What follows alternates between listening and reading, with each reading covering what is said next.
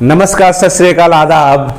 आप पीछे मेरे जो शख्स हैं इनको पहचान रहे होंगे, अगर नहीं पहचानते हैं तो मैं बता दूं, इनका नाम है रवीश कुमार। रवीश कुमार पिछले 10 वर्षों से लगातार शिकायतें कर रहे हैं और मुझे लगता है कि इनको अपना नाम बदल के शिकायत कुमार कर लेना चाहिए।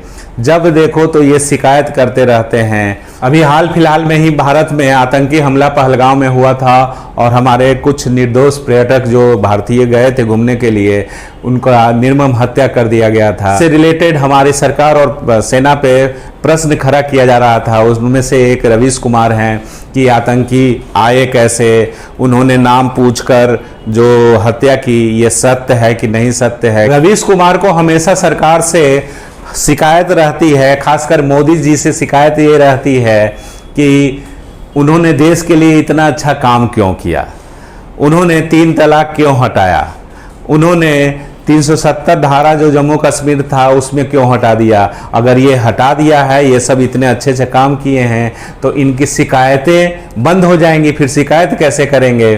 तो इसलिए ये सब शिकायत, इनका नाम शिकायत कुमार रहना चाहिए। अब मुझे तो शर्म आता है कि ये बिहार से आते हैं, मैं भी बिहार से हूँ और एक बिहारी, इस तरह का शिकायत करना बड़ा ही बेकार लगता है। जैसे एक बच्चा है, छोटा बच्चा को आप देखते हैं, अगर उसको थोड़ा सा डरा दिया जाए, थोड़ा सा हरका दिया जाए, तो रोते रोते मम्मी के पास जाएगा, मार दिया है ये। उसी तरह से ये बच्चे की तरह शिकायत करते रहते हैं। शिकायत भी ऐसा वैसा नहीं, उल्टा पुल्टा उल जलूल जो शिकायत होता है वो अपने चैनल पे करते रहते हैं। आप सभी जानते हैं कि इनका एक तरफा मोहब्बत होता है और वो एक तरफा मोहब्बत हमारी सरकार और मोदी जी के लिए नहीं है। चाहे वो कितना भी अच्छा काम कर ले, तो इनकी शिकायतें हमेशा खत्म नहीं होती है। अब ये आतंकी हमला का भारत ने जवाब दिया तो अब इनको शर्म लग रहा है बोलने में कि भारत ने कितना अच्छा काम किया। सेना का मनोबल बढ़ाना चाहिए और इससे रिलेटेड कुछ अच्छा बोलना चाहिए। तो अब ये कैसे डायरेक्ट बोल सकते हैं बेचारे, क्योंकि ये तो प्रश्न पूछते थे कि सेना अभी तक नहीं आक्रमण किया है, सेना ने नहीं जवाब दिया है, धर्म पूछकर विश्वास नहीं हुआ तो कलमा पढ़ाया गया और तब भी नहीं विश्वास हुआ तो पैंट खुलवा के मारा गया था। तब तो रवीश कुमार चुप बैठे थे। और इतना ही नहीं, भारत ने उसका जवाब ऑपरेशन सिंदूर करके दिया। तब ये गोदी मीडिया बोलते हैं जिसको, 80 से 90% जो मीडिया है, मीडिया हाउस है, उसको इन्होंने गोदी मीडिया का नाम दिया है। और ये पूछ रहे हैं कि किसने ये ऑपरेशन सिंदूर नाम दिया और ऑपरेशन सिंदूर ही क्यों नाम दिया गया, क्योंकि इनको तो डायरेक्ट बोलने में शर्म आएगा कि हिंदुओं का कत्ल हुआ था और हिंदू कि जो हिंदू महिलाएं होती हैं जो माथे में सिंदूर लगाती हैं और बाकी किसी धर्म में नहीं लगाया जाता है, इसीलिए इसका नाम ऑपरेशन सिंदूर दिया गया था।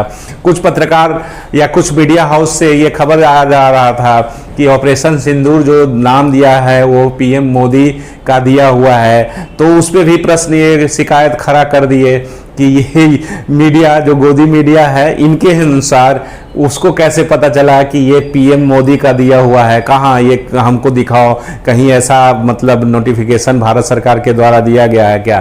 तो इनको मालूम होना चाहिए, सुरक्षा से रिलेटेड जो भी चीज़ होता है, जो भी तथ्य होता है, उसको सार्वजनिक नहीं किया जाता है। चाहे वो बात ऑपरेशन सिंदूर का है कि किसने नाम दिया और कैसे आया और इसका एजेंडा क्या था, ये सब पब्लिक डोमेन में नहीं रखा जाता है। तो रवीश कुमार को कम से कम ये तो जानकारी होनी चाहिए। और इसी के जैसा एक इनकी बहन है नेहा सिंह राठौर, उसका भी बोलती बंद हो गया ऑपरेशन सिंदूर करके।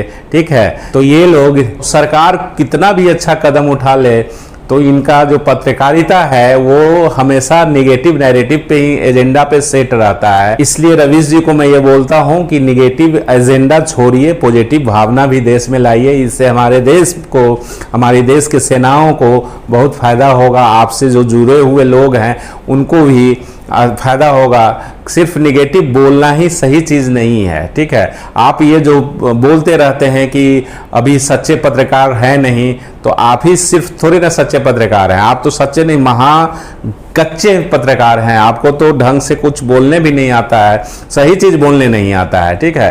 तो आपकी क्या विचारधारा है, रवीश कुमार का जो फिक्स एजेंडा पत्रकारिता रहता है उस पर आपकी क्या राय है, आप जरूर कमेंट्स बॉक्स में लिख के बताइएगा। थैंक यू, धन्यवाद, टेक केयर, जय हिंद।